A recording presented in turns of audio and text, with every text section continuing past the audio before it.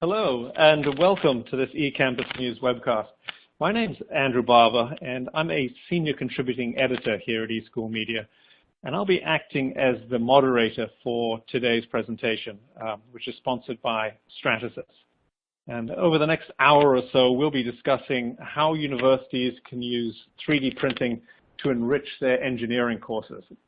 Now, before I introduce our speaker for today, let me just take a few moments to highlight a couple of items about the console we're using today. First, today's event will be recorded, so you don't have to worry about taking notes. In a couple of days, we'll send out an email to everyone that contains a link to the recorded event, and you'll also be able to download a PDF of the presentation from that same email. And second, please ask questions. Don't feel as if you have to wait until the end. At any time during the presentation, if you have a question, just type it into the Q&A box on your console and hit the submit button. And if possible, we'll handle questions as they arrive, but we'll also have time at the end, too, when our speaker can answer any additional questions. And we also have a chat function, which can be launched via that blue group chat icon down at the bottom of your screen. And then please use chat to talk among yourselves, or to contact me or the eCampus News team with any technical issues or any other concerns for that matter. But please don't use the chat function to ask our speaker questions. He's simply not going to have time to monitor the chat while he's giving his presentation.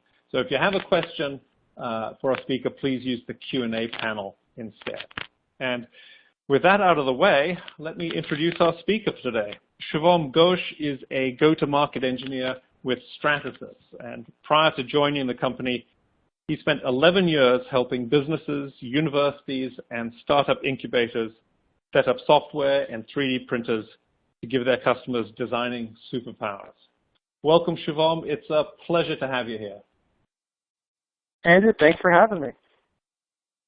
And I'll go ahead and get started here. So today we're going to talk about how to use 3D printing to enrich engineering courses, make them better, how to change some ways you're teaching, and raise your student design teams to the level of what industry is doing. But before I start, I want to get to know the audience a little bit, so I'm going to throw up a poll here, and I want to see how many of you guys currently use 3D printing at your university or institution. So we'll leave this poll up here for about 30 seconds, give everyone a chance to answer it, and it doesn't matter if you use it a little bit, maybe there's just one team or engineering college that uses it, or if you're using 3D printing, university-wide, every building has one or every student center has one. I just kind of want to see, if it's 50-50 or 90-10, because that'll change what I talk about. So go ahead and answer this poll. I'm going to leave it up for about another 15 seconds, so just a yes or no poll, and then we'll show you the results, and we'll get into the meat of the presentation. All right, we'll give it about another 5 more seconds. Click now. And let's see what the results are. Oh, beautiful. So it's about 50-50, a little bit more use yes than no, but still, that's a great number. That's kind of what I expected. So for those 44% of you who guys said no, we don't use 3D printing, let me just give you one slide about what is 3D printing. In general, most of the engineering processes we've developed as humans over the years have all been about subtractive manufacturing. You start with a big block of metal and you cut away or chew away the parts that you don't need until you have the shape that you want. Most everything that's taught in engineering schools, manufacturing schools, is built around subtractive manufacturing. This is how human things are designed. But if you look at nature, nature doesn't really do that. This is inside of a bird bone, and you can see it's designed to be light and strong. It's got these kind of spars all across it. But there's no way a bird would. Do you think the bird started with a big, spar of bone and then CNC machined away all the parts that it didn't need? I mean, no, that's crazy. Where would a bird even get a CNC machine? So the bird obviously grew this up from the inside. It's additive manufacturing. Instead of taking parts away, it just added it. And if you look at 3D printing, what it's really letting humans do is kind of creep into this area of additive manufacturing. This is a metal bike frame someone 3D printed. And you can remember, it kind of looks like the bird bone we saw, the kind of same light, swoopy, organic shapes. So in general, 3D printing, you're building things up from the bottom instead of chewing away the parts you don't want. That's what, some people in industry are using it for. In education, it's really used, it could be a more accessible way to get something made. A lot of students and maybe teachers are not so familiar with a machine shop, or they don't have a metal bending shop. They don't have these kind of industrial shops on campus. And 3D printing is a simpler way to get something made, even though it's additive manufacturing, not subtractive. So that's just for those 44% of people who said, they don't use 3D printing. That's kind of my spin on it. So here's what we're going to talk about today. We're going to talk about kind of the range of 3D printers that are out there on the market, the different types of technologies. We'll take a look at what some other universities are doing to kind of enrich their students with 3D printing. We'll look really quickly what it takes to set up your own center and kind of what role 3D printing should and should not play in teaching. If I was giving this presentation 5 years ago, I would tell people that 3D printing does everything. It's a cure for cancer. It does a cure for everything. But that was a lot of hype a couple years ago. And now we've seen what university has done with it. It's kind of become more realistic, and we're seeing some really great progress. So I'll talk a bit about that at the end, what we should and should not do with 3D printing. Okay, so let's talk about the different types of 3D printing. The first type I want to talk about is fused deposition modeling. Imagine a tube of toothpaste going back and forth, spitting out semi-molten plastic, and the plastic cools before the next layer comes and gets put on top. So a lot of times you'll see this as FDM. Again, there won't be a quiz at the end. This is just to kind of show what the landscape looks like right now. So fused deposition modeling is the first and probably the most popular type of 3D printing. Then you have something called stereolithography. This is not a tube of toothpaste with plastic. This is a kind of a liquid goop and a laser. And wherever the laser hits the goop, the liquid hardens, and it becomes that shape that's being pulled out vertically out of the goop. So a lot of jewelry is made this way. A lot of smooth shapes is made with SLA. So that's another type of 3D printing. Up in the right-hand corner, I've put a picture of selective laser sintering. Instead of a goop like SLA, this is a powder. So there's a bed of powder, and wherever the laser hits the powder, it melts, whether the powder is plastic or metallic. So the powder melts, and then you keep doing that layer by layer. And what you see in the picture is a woman, she's kind of brushing off a part, and the powder is being sucked up in an exhaust tube there. So that's the post-processing layer. And they've got a lot of different names, SLS, SLM. The DMLS is for metals. But that's another type of 3D printing. If you want to do any type of 3D printing in metal, you're going to use one of those types up there in that top right corner. And finally, one of the last types of 3D printing is PolyJet printing. So imagine a inkjet printer going back and forth, but instead of just black and white ink, it's got 5 or 6 different colors, and it's building those up layer by layer. And at the end of each pass, there's a UV light which hardens the layer, and you can put another one on top of it. So just think of a multi-headed inkjet printer going up layer by layer, and you've got a good idea of what PolyJet printing is. So there's a lot to cover here. Sometimes I even get the different acronyms confused. But if I ever want to remember this, I remember them this way. For fused deposition modeling, for FDM, it's pretty reliable. It's robust. It's a pretty kind of, sturdy technology. So I just think of the word reliable for that. For SLA, it's definitely smooth. A laser has a much finer resolution than a tube of toothpaste. So a lot of jewelry, a lot of very smooth things are made that way. Up in the top right corner, the SLS, the word that always comes to mind when I think of that is powder. No matter if you're doing plastics or metals, it's always going to have some sort of powder up there if you're printing with SLS, and you need some sort of mask and exhaust system. So powder is the word that comes to mind there. And for PolyJet, the word that comes to mind is color. The other 3 technologies can't really print in different colors. There's only one type of tube of toothpaste at a time. There's one color of goop at a time, one color of powder at a time. If you want to print in multiple colors at the same time, you're going to use PolyJet printing. So that's just a simple way to kind of keep them separate in your mind. So let's look at the kind of the cost, kind of looking at this landscape again from low to high. Starting off with FDM, the lowest cost printer, and I didn't put any numbers on this slide because the numbers will change from month to month. There's so many new startups coming out in 3D printing. There could be a new startup that revolutionizes this almost every month. So in general, this is kind of what the numbers are. Again, contact, a resource for exact numbers. But in general, the cheapest printers you find will be the FDMs. The ones people are putting together in their own garage, the ones that you can get as a kit and you assemble, those are FDMs, and it goes to a medium high capital investment. The SLA, they're not going to be as cheap as the FDM. I've never seen a person put together their own SLA printer or a university put together their own SLA printer, but they're also going to be, not as expensive as the biggest ones. So again, different range. I think of SLA as kind of getting a little bit more up there. PolyJet printing will be even higher. Again, think of a complex, inkjet machine. You're not going to put that together by yourself. And it can go, even higher when you're talking about multiple materials. Some people can print rubber and clear at the same time as color. So that's the PolyJet machine.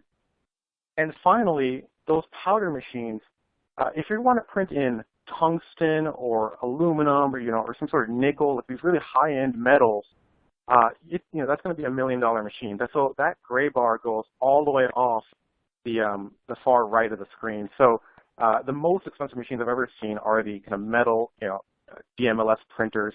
But again, this is just a rough way to think of it. Cost may change month to month, but this is kind of what I've seen out there. So because of that, in general, the landscape kind of looks like this. Because FDM is the cheapest and most reliable, we see the most people using that. The SLA and the PolyJet slices of the pie could switch, any given month. They're pretty close, but we've seen that kind of in unique applications. And the small slice is the powder, metal printing. Typically, I've only seen that in large corporations, a Boeing, an aerospace company, and NASA would use this type of powder printing, but I haven't really seen it in a university type of setting too much. So let me ask you one more poll. Now I've gone through the types of printing. Of the folks that had said yes before, that 1 or 52% of our audience, I just want to kind of see what kind of printers they use, so I can see what kind of who we're talking to here. So I'm going to leave this question up for about another 20, 30 seconds. If you don't know or don't use them, those are the choice at the bottom. That's no big deal. I'm expecting that more people were going to say FDM, the kind of a small plastic tube going back and forth under the control of a machine, than the others. But let's see if that's true. So I'm going to give folks another about 5, 10 seconds to answer, and then we'll look at the results.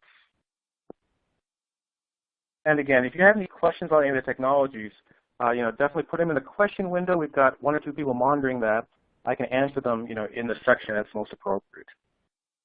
All right, let's go ahead on the poll and see what people said. Oh, awesome. Yeah, this is a little bit more one-sided than I thought, but I expected FDM to be higher, so FDM is the highest. And you can kind of see that the other technologies are really making a small part of the wedge, which I kind of thought. Don't know is fine, and don't use is the part we saw from before. So, okay, looks good. I'd expect most people to say FDM. So because of that, here's how we see it kind of, when I'm going to industries, here's how we see it breaking down at other universities. What people are using FDM printers for are most everything you think of when you think of 3D printing. Engineering teams, when you're trying to have a student team making their own project, FDM printer is the go-to. Math and physics is kind of an interesting application. I heard one math teacher, she printed out her 3D kind of complex vector shapes. She was teaching algebra and multivariable calculus to her class, and one of her students said, I had never understood what a saddle point was until I saw it 3D printed. Because when you 3D print it, you can see that, oh, it looks like a saddle. This is what a saddle point is in math.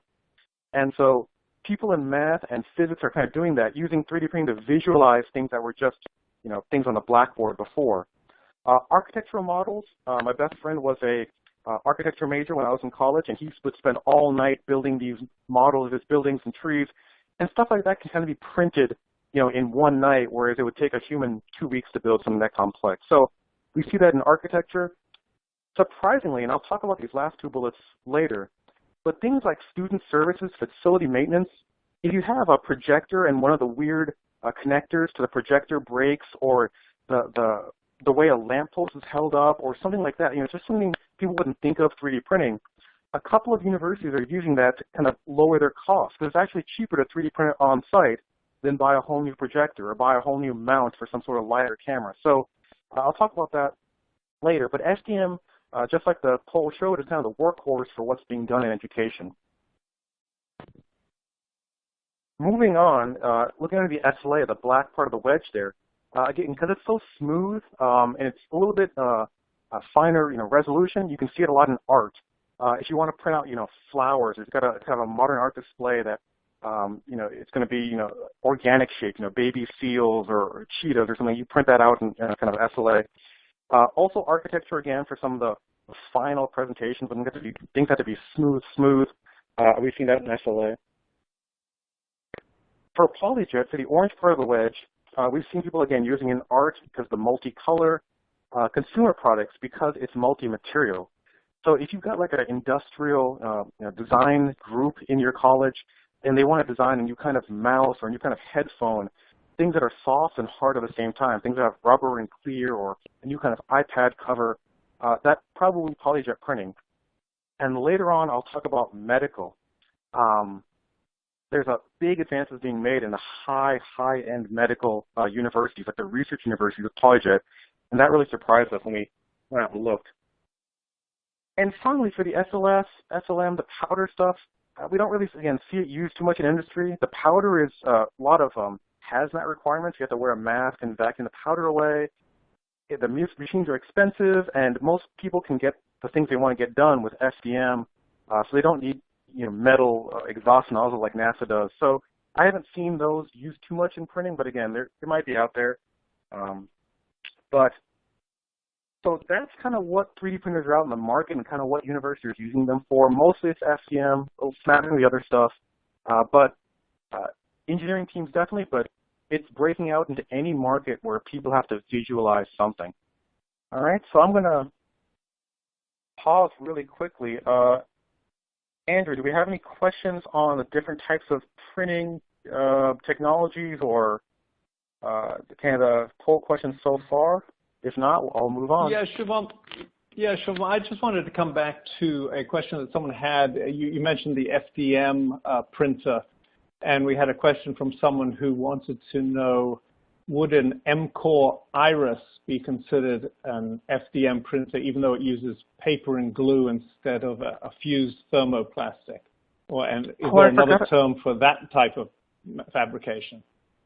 You know what? I had forgotten about the M-Cores. So the M-Cores are great printers for full color. They, instead of using plastic, they use just notebook, printer paper, and they cut out the different layers.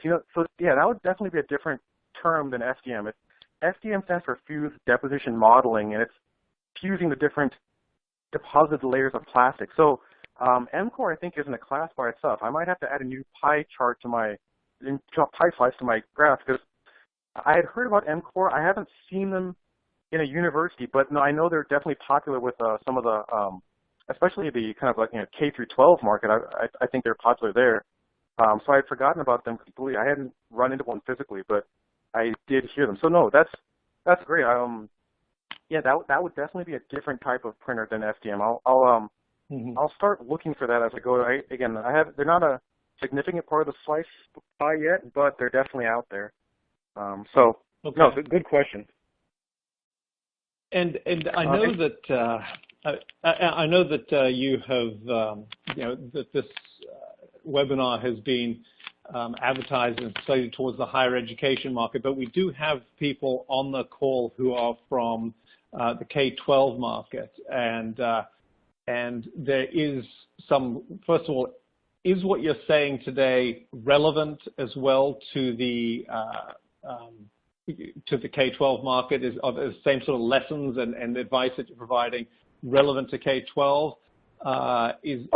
And sorry, why don't you answer that first? Yeah, no, absolutely. For the K-12, what we've seen the most common is the FDM printing, kind of the sub $2,000 range. There's FDM printers that are $500. There's FDM printers that are $500,000. But we've seen like the sub $2,000 range FDM printer kind of very popular in a high school will have one or two. For the under 8th grade, you'd have a teacher manage it. But in the high school, the students kind of manage it themselves. And one of the best things I've ever seen, this is actually from an educational FDM reseller, one of the best things I've ever seen was a teacher was having their students study asteroids. Like, when an asteroid hits, it makes a crater, but it makes a ring of tiny craters around it as the sub-asteroids kind of fall back to the same planet. And they had a 3D printed crater and subcraters. It was about the size of a palm. Maybe you hold it in 2 palms. But the students could feel the crater. They could feel the ridges, and they could feel the subcraters, and it really brought that alive. So again, because it's not as cheap as just drawing it on the whiteboard, but I think it really brings it alive. So we've seen in the K-12 market, you're really looking to inspire students and connect them to the material. In the higher markets, my last slide is about this. In the higher markets, you're trying to prepare, like for university, you're trying to prepare the engineers for the real world. Like, this is how real world engineering is done. Let's use the tools that real engineers use. In the K-12 market, you're just trying to really inspire them to be like, look at engineering as an idea, as a career. Science is fun kind of idea. So you're serving different ideas, but no, definitely for the K-12, we've seen a lot of kind of FDM being set up there and used to kind of really enrich the lesson plan. So no, definitely, I would definitely say FDM and K-12 go well together. There's lots of people who are doing lesson plans on those little cars that Boy Scouts made that kind of go down a slope and you race the cars. I forgot what boxcar racers, I think. A lot of K-12 are making those, and you have competitions to see which student can make those the fastest, and you print the wheels out, things like that. So no, definitely, it definitely applies. Okay, great. All right. I appreciate that. And I think that there are probably maybe at the end after your presentation, we can maybe come back and talk a little bit more about some of those K-12 applications. But at that point, I won't bother you anymore with further questions. I'll let you get back to what you were doing. Okay, yeah, great. I think, yeah, we're on schedule for time. So, all right, so let's go look at what universities and, and to a lesser extent, high schools are doing. And for FDM, I put a chart here from least surprising to most surprising. So the least surprising thing that FDM universities are doing are making their student teams able to design the things that they want. I mean, that's kind of what you buy a 3D printer for. So this is a picture from Harvard, the School of Engineering at Harvard there, and the red parts and the black parts are all FDM printed. Even the little seal, the SEAS seal in the front there, that's 3D printed. And so, again, this is some sort of robot, kind of a spider robot that had to go win a competition, had to go through a certain maze or things like that. And what the 3D printing allowed them to do was make parts that are just for their machine. Like these legs, you wouldn't be able to buy them off the shelf, but the students needed a certain type of leg for the robot, and they just made them. They just made them on site, not having to leave the building even, not having to go to a machine shop, not having to kind of outsource that. They just make them themselves and try out new designs. So the quote we got from the print operator here was an interesting one. And she said, the student robot teams can just as easily put 8 legs on a tray as 5. So when you're putting this on a tray, you just say how many copies you want, like with a paper printer. You say, I want 5 copies, or 8. And it lays it out, and obviously the 8 takes more material, but the human time is the same. The human loads a tray and then walks away. And in the morning, you come back and you either have a tray with 5 legs on them or 8. And so what she said happened was other schools only brought the amount of legs they needed for the competition, but Harvard School, they brought extra because it doesn't cost them anything to print extra. And when one of them broke during the competition, they could easily switch them out. So, again, it's an interesting story of using 3D printing in a way that you wouldn't think. If you're, the material cost is there, but for the student cost, it's, well, let's just print a couple extra. We're going to a competition in California, let's say. Let's just print a couple extra of these critical parts. But the overarching part is that the students making this had an idea. They could test it out, and they could go through a lot of iterations. So again, non-surprising, here's Old Dominion University. They're making an autonomous surface vehicle. So this is a boat that has to go out and navigate these certain cones in the water and has to go on one side of a red buoy and the other side of a green buoy, things like that. And what the quote we got from this team leader was, once they have an idea, they can go out and test it right away. Some parts they go through 7, 8 iterations just trying to get the shape of it right. And other teams they're competing against have to buy commercial off-the-shelf parts and try and modify them, car parts or other parts. But they can design what they need for their boat custom, exactly what they want. And the students are printing themselves there at Old Dominion University. So this method of rapid, fail fast, learn fast, fail often, fail early, is what industry does. When these guys graduate and they go out and they work at an iRobot or a Keurig, or a Google, this is what the engineering teams in the industry are doing is you have an idea, print it, test it, doesn't work, change it, and you keep going to iteration until you find the right idea. 3D printing really kind of lowers the barrier of having, being able to try ideas that fail, and that's okay. All right, so those are kind of the least surprising things people are doing is empowering their student engineering teams to make designs more easily, not having to go to a machine shop or outsource it. They can make it in the building, under their control, as many iterations they want. But getting to a little bit more surprising, this is a kind of picture from Harvard, is they're making teaching aids and material shop aids. So I'm going to go one more slide. So this black tool holder was printed in FDM. So what it's doing in Harvard's shop, it's kind of just holding the drill bits for another type of drill press. And they could have made this black block any other way. They could have made it, out of metal. They could have, cut it out of wood. There's lots of ways to do it. But the woman we were talking to there said, look, it's just easier to make it out of FDM. And she's time limited, right? 100 teachers are asking her for things all the time. So if you just make the design and print it out, it can make those little tools that make your shop cleaner, the little tools that break often, things that hold other things. This is a surprisingly widespread use for FDM printing. So this is from York University. They're the 3rd largest university up in Canada. And I was talking to their shop manager. And so he made this, at a request of one of the medical teams. It's just a tool holder, but it holds all their tools exactly how they need it. And if the next semester, if they need to switch them around, they can make another one and switch them around. So it's things like that that are really surprising. This is another one from York. These stands, these kind of like cork boards for the student union. I don't know what happened to the original L brackets there, but that white piece there is FDM printed. So again, something that he could have bought a whole new cork board and just charged it to the university, but he said, no, I can make a part here for $20 that'll repair these cork boards. And so they made the part. It's kind of a student services type of thing, repairing something that is hard to get any other way. They're making that with FDM, and this is a great student project. If you have an engineering team, your windows are won't latch correctly, set the engineering team on it. It'll learn about real-world engineering. In this case, it was a machine shop coordinator. This was not a student team making this, but again, a couple more pictures from York University. Again, this is the stuff that surprised me. It's like these are things that can be bought commercially. The picture on the far right, the little screw held up in the holder, that's the thing that kind of isolates static electricity from the lead. You can buy those, but they just found it cheaper to FDM print them. Once they bought one, they can print more. So a little bit surprising in terms of, a great quote from the coordinator there, Jerry Gretsch. The thing he likes about his FDM printer is he can let it run overnight without anyone watching it. It's like giving him an extra employee.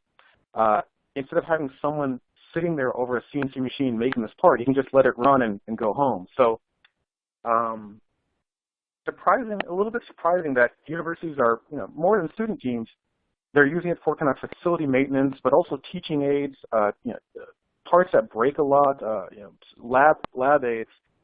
So I'm trying to show these pictures to expand the idea of what 3D printing is. Everyone knows that, okay, if you have a solar car team, you can 3D print for them.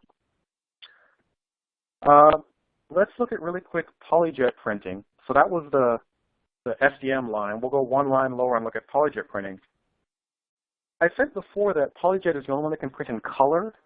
It also can print in, rubber or clear materials at the same time. So this little shape that we've got, it's like a handheld GPS holder. The picture is just, a static picture, but they printed that in full color and with the rubber gasket on it. So again, universities that have like industrial design teams or consumer product design teams, they're taking advantage of this to make actual prototypes of their, their user design. So instead of just making a sketch or making kind of an artist rendering, they can make the real thing, test it with people. Does this feel right? So that's, not so surprising. That's kind of what the printer is designed for.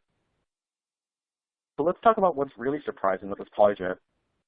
This is a medical simulation here. I'm going to go one more screen. So again, PolyJet can print in colors, but it can also print in rubber. And if you mix, just like when your computer printer, a 2D printer, if you have a sheet of paper with pink on it, there's no ink that's called pink. It's taking a little bit of red and maybe a little bit of black and putting some spaces in there for the white. It's mixing the red with other things to make pink, the same way it makes green. So what the PolyJet printer can do is the same thing with materials. It takes a little bit of something soft, a little bit of something hard, and it can mix them to make it just the right stiffness or just the right feel. So what they're doing at the University of Buffalo, there's a kind of a Jacobs Institute for kind of advancement in medical science. They're using PolyJet printing to create actual blood vessels that feel like real blood vessels. When people cut into them, they feel real. And so then they actually train doctors on surgeries using these 3D printing, they call them phantoms. And so, it's hooked up to a machine, the blood's flowing through them just like the normal blood's flowing through them. It feels like it would feel when a human when they cut into it, and they can do the entire surgery, up to including, stitches or things like that. And that to me was really surprising. There's a link that you guys can't click on, but maybe you can Google search it. There's a link to what they're doing, and it's really surprising that they can scan a person. If a person has a strange, unique physiology in their heart, they can scan the person's heart, print out 5 copies of it, and the doctors can train at doing that surgery on that heart 5 times before actually seeing the patient. So they can get things wrong when it doesn't matter, so they get it right on the operating table. So they can try different surgeries out. They can try and see which heart valve fits, just hold it in their hand and look at it from different ways.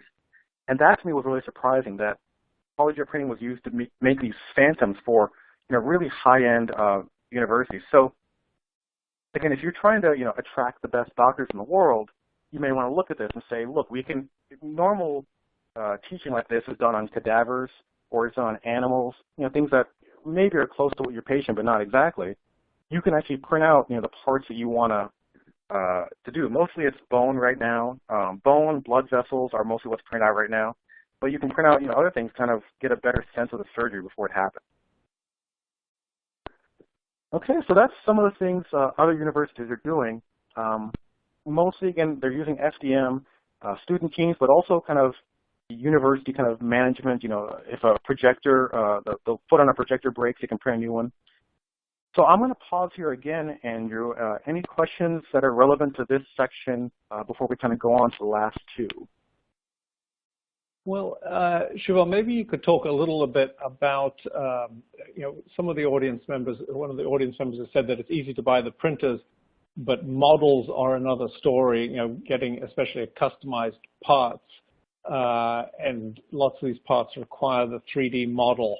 Can you talk a little bit about that? I'm not sure if I've stated it clearly or not. Yeah, no, absolutely. I got the sense of it. This is absolutely true. In fact, all of these parts require a 3D model to print out anything. The printer is like a paper printer. It doesn't have any kind of memory. The paper printer prints the documents you send to it. So you need those documents. Most universities will have some sort of CAD system, a computer-aided drawing system. Most universities, they can get SolidWorks for free or Autodesk Inventor for free. So most universities that have kind of an engineering program will have these CAD systems in place. And the engineering students can draw the thing they need to make. So at Harvard, at York University, at Old Dominion, the students are using SolidWorks to make the shape for their teams and for their robots, and they're printing them out based on the shape. It's like CAD is it's like the Microsoft Word of 3D printing. You type up the shape you want, you kind of draw it out, and then the printer prints it. Yeah. So for younger schools, for high schools, I'd maybe expect half of them or a third of them to have CAD, so most of them don't. For K through 8, I would expect almost none to have CAD. So this is the thing you mentioned is a really not a big concern, but it's something to be aware of. So typically, there are pre-built models for different kind of modules. Like let's say that the boxcar eraser I was talking about, there's some pre-built models you can print out, and you can ask students which wheel do you think will be fastest. The little asteroid one I was talking about was a pre-built model that came with that certain type of printer, the asteroid crater thing. So that was a value that they had. But a lot of times you'll have to download these models from different sites. So the division of Stratasys I work with used to be called GrabCAD. It's a free site for people to can download these types of models. But there's lots of free sites. Thingiverse is another site. Mm-hmm. There's ways to download free FTL of... Shuvom, I see some of the people in the group chat are talking about some products, Tinkercad, Fusion 360. Do you know anything about those, which are free programs? Yeah. So Fusion 360 is, again, from Autodesk. I would assume a lot of universities have it. Autodesk gives it away. Tinkercad, I don't have direct experience with, but it sounds free. I think it's, kind of a more kind of not mainstream, but kind of, a simpler version of CAD to use. Google SketchUp is another one we see used a lot. So yeah, you can make shapes in Google SketchUp and print them out. You can make shapes in Tinkercad and print them out. So a lot of people do that. So it's like a lesson plan for educators. If a math teacher wants to make a great lesson plan that involves some sort of great display on the board, they have to make the display on the board once, and they can use it every single year. So same thing for an engineering teacher. If he wants to talk about a 3D robot they want to print, you have to go through one of these CAD systems and make the robot once, and then use it year after year. So there are a lot of places you can download free models, but it would take some customization to make it maybe germane to your lesson. So that is definitely a bit of work to be done, but it's work that's worth it. 3D models tend to bring alive the concept more than paper or things on the whiteboard or even kind of movies. So one thing that I've seen that's really smart is if an elementary school can partner with a high school or university to make their 3D models, and both sides win. If the elementary school wants a certain model about a certain, like the Eiffel Tower, let's say, they want to print out the Eiffel Tower, go to a local high school or local university that has an engineering department or an art department and have them make the Eiffel Tower as part of their project in CAD, and then the elementary school can print them out. So there's chances for kind of synergy there. But yeah, definitely you have to worry about making the model in digital form first. Okay. Now, for someone who's just getting into this, we talked about the need for some kind of CAD program. Can you talk sort of like step by step what would happen from the idea to actually getting the printed 3D product at the end? Just sort of what are the different steps, or how it even gets from CAD to the printer? Can you just walk through that very simply for our audience? Yeah, and this is specifically what my division of Stratasys is trying to do, is to make this workflow simpler. So typically the engineer would sit in front of a computer, a sort of powerful computer, not an iPad or anything like that, but a sort of powerful computer, and you make the shape, you make the assembly you want to make. Let's talk about, if it's a new kind of iPad holder. You measure the dimensions and you kind of sketch it out in a 2D format, and then you turn it around and kind of make it, bigger in 3D, and you add, rounded edges and smooth kind of industrial touches. This takes the majority of the time. This is the human sitting there for, 10 hours. You do a couple hours a day, and you make the shape you want. Some things are simpler, but that's the human sitting in front of a computer.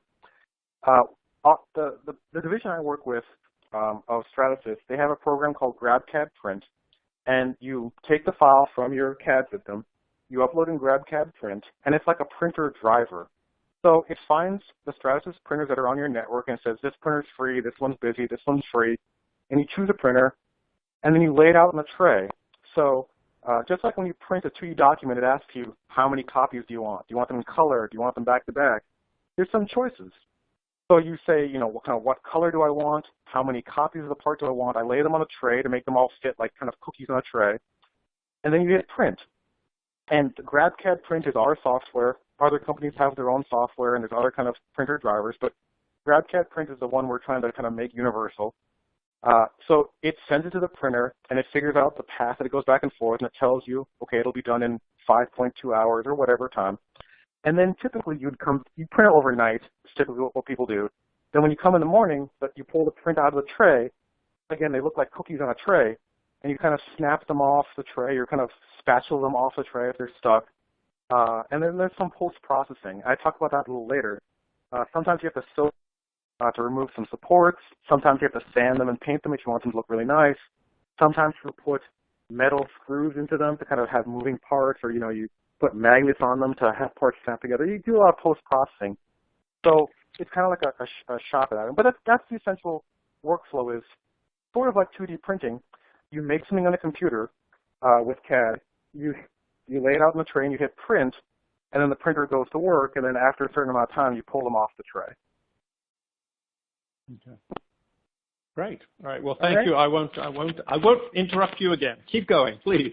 No. The interruptions are great. So I would tell the person, if they want to see that that in action, send an email or say you want more attention, and when you get the email follow-up from this webinar, and there's different resellers all around the country who have you into their area, and they say, this is what it looks like, this is what it costs, and they can kind of go more in detail. So we can't really do that here, but they can let you see the whole printing process from end to end. And in fact, we're going to go into setting up. We're going to go into setting up a student center now. So again, I'll just be respectful of time. There's about 15 minutes left, so we'll make sure we get through this here. So there's two ways we've seen kind of university level printing happen. One is student managed printing, which is the printer's in a kind of a public area, and all the students can print to it directly, using something like GrabCAD Print. And so it's kind of treated like a paper printer, or it's treated like kind of a general resource. And in general, when that happens for the student-managed printing, the main difference between the student printing and the model shop is the operator. The model shop we've seen in about half the universities, they have one person, usually a faculty member, managing the print. So all the students send their files to the print operator, who sends them to the printer. The printer is that refrigerator-looking thing on the right. So on the student-managed printing side, typically it's kind of managed by a grad student usually. Sometimes it's the undergrads. But typically this is done for kind of the cheaper FDM printers, because in any kind of general environment, if you have a bunch of students who are kind of untrained and using it at their will, those printers tend to break down more. And so you use the cheaper printers, the more robust ones, and you kind of leave them in a public area. And if half of them are need a little repair, you call the maintenance contracts come out and repair it, but all the students can use it. It's like in the student kind of services area, anyone can come by and use it. In the model shop method, and then Old Dominion University is kind of an example of that. Their engineering students are running that printer directly. In the model shop area, it's run by a shop manager. So this is typically a full-time university person, someone who's maybe a CNC operator, or they go on the facilities team. This is the more expensive FDM machines, and any kind of PolyJet is in any kind of the powder machines would be run. Anything that takes more know-how will be run this way. And then in that case, in the model shop, they limit the access. So in the model shop environment, they're kind of charging different divisions. So at the end of the month, they'll say the engineering team, college used this much material, the art department used this much material, the math department used this much material, and they kind of charge it by job. Whereas sometimes in the student-managed printing, it's just part of the student fees. You get to print as much as you want. So we've seen stuff like that at MIT and Harvard. Print as much as you want on these printers. We charge you for these printers. So the model shop, York University, Jerry Gretsch, he's the shop manager there. So when you set up a model shop, there's certain different requirements that you have versus student-managed printing. So this may be germane to the question the previous person asked, but in general, it's going to look like this. you've got your students, teachers, your research facilities all feeding files to a printer operator. So you have to figure out some way to get those files in. Some universities just use a Google Excel document or kind of a Google spreadsheet, and you put your name on a spreadsheet and say, I need 5 of these, and this is my student number. Some universities use a more complex system, some sort of queue. Again, you need some sort of way to rank these requests and charge people back and things like that. The printer operator, again, in these more managed systems, probably should be someone with shop experience, a CNC operator, a shop manager, maybe even a full engineer, because that kind of person knows how to manage these type of environments where you've got a lot of different requests coming through and you've got to build them just right. Again, this is for universities. For high schools, it's a little bit different. But the printers themselves are a capital investment, so this is where you actually buy the capital investment and make the cost. So a lot of people, when they're looking at the cost of this, they just look at the cost of the printers. And the point of this slide is for people to look horizontally and say, there's a couple more costs we should take into account. And finally, there's a post-processing room. If nothing else, you need a room to store all the prints until people get them. It could be 20, 30, 100 prints that are stored there until people find out and come get them. But you also need a way to soak them. Models sometimes, if you've got support material, sometimes you soak them away in a different type of bath. Sometimes you paint them, you sand them. There's a lot of things that can be done to these models, if you want to make them have a finished, final look. And typically you need a room for the operator or the students or whoever requests them to come do that. So the size of these things vary. I didn't want to put like a layout and say you need 20 feet by 20 feet or whatever. But just kind of keep these in mind. You need some way to intake the files, a skilled person to run it if you're going to have this model, printers for a capital investment, and then some sort of post-processing room to kind of set up afterwards. Again, if you're student printing, if the printer's just sitting out there in the library like a paper printer, you may not need this. It just kind of, anyone who comes up to use it, uses it. But if you got, because on one of the more expensive printers, you want to make this a facility management type of thing, this is the sort of setup you'd need. All right, we're getting near the end here, and we're going to talk about kind of what role 3D printing should or should not play in teaching. So, and then we're going to have some time for questions. But this is I alluded to this a little bit before. But in industry, the main things they're using 3D printing for are to revolutionize or streamline product development. A thing that took 2 weeks before, let's talk about like an iRobot type of company. They're making these new robots. They have an idea for a little gear that goes inside a robot to make it more powerful. Before, they would send it out to an outside shop, wait 2 weeks, come back, and they would have their gear. Now, they have the printers in-house, they print them overnight, and they test it, and they go, oh, that's too weak, oh, that's too big, oh, that's too small. They can go through these iterations very fast. And that's tending to revolutionize product development. It's making this possible at a speed that wasn't possible before. That's what industry's trying to do. But if you look at the different kind of markets here, and after I put the slide together, I realized that K through 12 overlaps with high school. So don't ding me on that. I realized that too late. But you've got these different kind of markets here. What you're trying to do in research is really innovate. You're trying to go and do something that's never been done before. So this is like the phantoms with PolyJet Printing. So if you guys are a research institution who are trying to attract the brightest research in the world, 3D printing plays a role in terms of you can now do things you never could. You can make these shapes, you can make these models you never could, and you're really trying to go on the cutting edge of something. So that's what I would, if people came to me, I would kind of put them in a different bucket, and I would say research, you're really trying to push that edge even more so than industry. Industry wants things that help their engineers. Researchers are trying to do things that have never been done before. But at the high school and university level, you're really trying to prepare your engineers for the market. How are things made in the world today? How are things designed in the world today? So the jobs and the tasks and the assignments we give there should be kind of analogous of real world. Design this backpack holder, design this way to hold earbuds, design this solar car, and you let the students kind of get ready for industry. In industry, kind of as a rough estimate, I would say 9 out of 10 engineers know how to use some sort of CAD system. Most of the ones who don't are some sort of managers or maybe they're older, they're kind of draftsmen. But most of them use some sort of CAD system to make their ideas into digital form. Maybe 2 out of 10 know how to use a 3D printer, how to operate one, maybe even 1 out of 10. So if an engineer comes out of high school or university with the ability to do CAD and use a 3D printer, they become really valuable to a place looking to hire them. You know, it's a skill that's not out there very much yet, and a lot of the younger folks are kind of driving the adoption of skills. So preparing university engineers to say, I know how to 3D print, I've done it before, here's how you use it in the design process, is a big leg up compared to giving them another math course or something. But finally, in the K through 8, 9, 10 market, you're really just trying to engage them and inspire them. You're trying to show them why this geometry lesson matters. You're trying to show them why fractions matter. You know, what do engineers do all day? Inspire them, like you could be an engineer, you could be a scientist. So you're really trying to do a different task. And really, you have to choose the lessons that suit the task.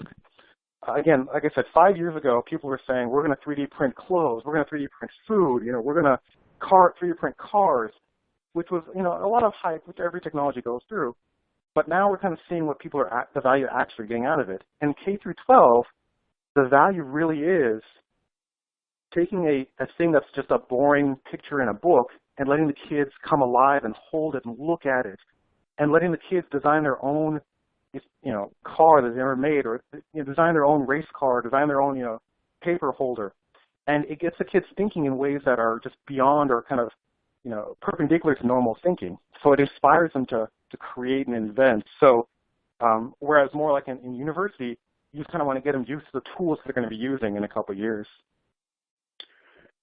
All right, one last poll for folks. Oh, I had some pictures here, I forgot. Again, yeah, there's the phantoms that are innovating for universities. There's the student team for preparing. And then for, again, K through 12, one thing I tell people is if you're trying to make a kit for students, look at Legos first. Like Legos can do a lot of things that 3D printing can do, and they may be easier for the kids to learn. But, at a certain point, Legos are a fixed shape. And then you go into 3D printing. Then you can kind of say, now let's make something of your own that's not a Lego. So just some ideas for people to think about. And so the last poll I want to give is we talked about the different types of setups, a student-managed printing site where everyone can just print, a model shop site, both or neither. So go ahead and answer this poll. I'll leave it up for another 20 seconds. Half the audience said they were 3D printing, so I want to see what kind of setups they have. And half said they hadn't thought about it yet. So if you haven't done it yet, which one would be more useful to you, or would both? Now, I kind of want to see, I have not to bias the poll, but I think most universities are probably going to choose like a model shop site. The student-managed printing is a great idea, but in general, I think most universities have like a managed person who says, okay, this is a good print, this is a bad print. But let's see I'll give this poll another 10 seconds. So I'm guessing both or model shop will be higher. So let's see. Ah, look at that. Awesome. So yeah, both is what I would think. Again, a lot of universities have kind of a dual setup. The model shop, I think, is more popular. The student managing is coming along. I've seen that, like, again, in MIT, kind of Harvard type of places, Old Dominion University, but those printers tend to break down more if everyone's using them. And then the neither other, maybe we can talk to you guys later and convince you guys. But that is what I have for folks today. We talked about what's out there, so some examples of what universities do, a little bit about setting up your own center, and what role 3D printing should play. So yeah, Andrew, at this point, I can take any questions folks have, and happy to answer them. Sure.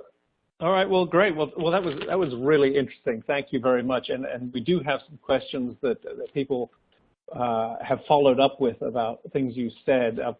One of the attendees, Chad, in the group chat, was talking about how his team, a part on their plotter broke, and they ended up using a 3D printer to make a duplicate part to repair it.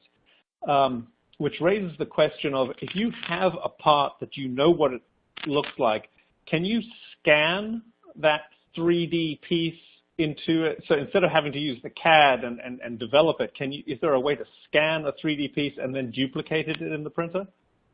The answer is not easily. The answer is, in almost every case I've seen, it's easier to make the shape from scratch in a CAD system than just to scan it.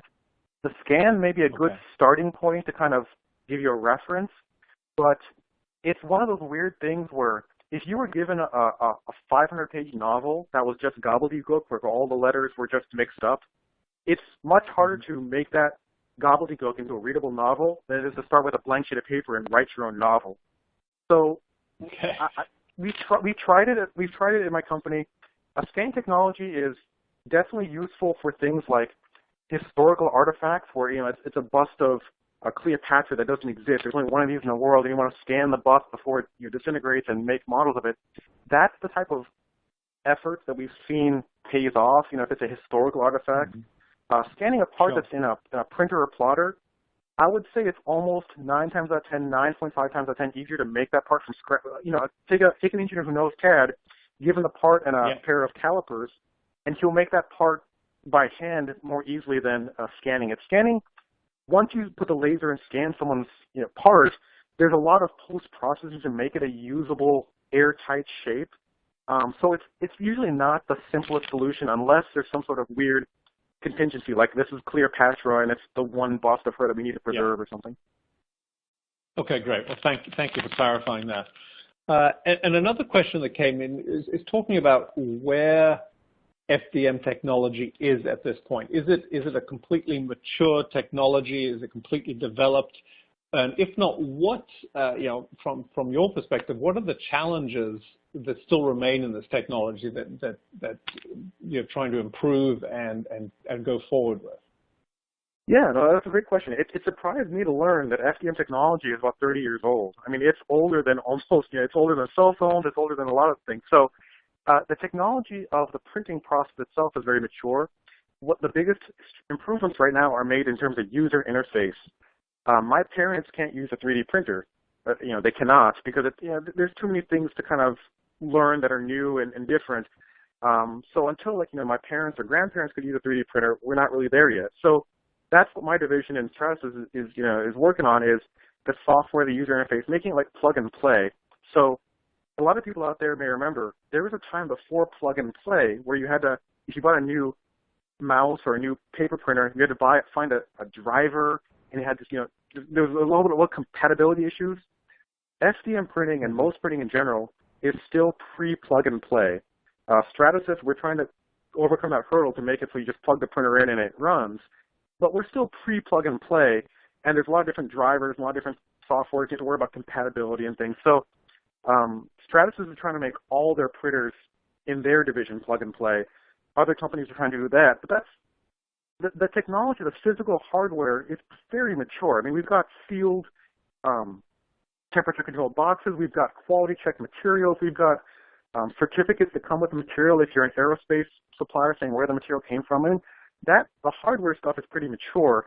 There's still advancements being made in terms of speed and finer, faster, different materials. There's still kind of advancements, but the biggest leap is the plug-and-play leap. That's pretty close to coming. That's what we work on every day, is that plug and play, making it so you just plug the printer in and it finds it and it prints.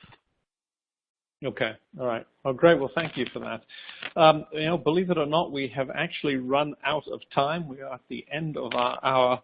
But Shuvom, it was really fascinating listening to you walk us through the various opportunities here. It really is an exciting field.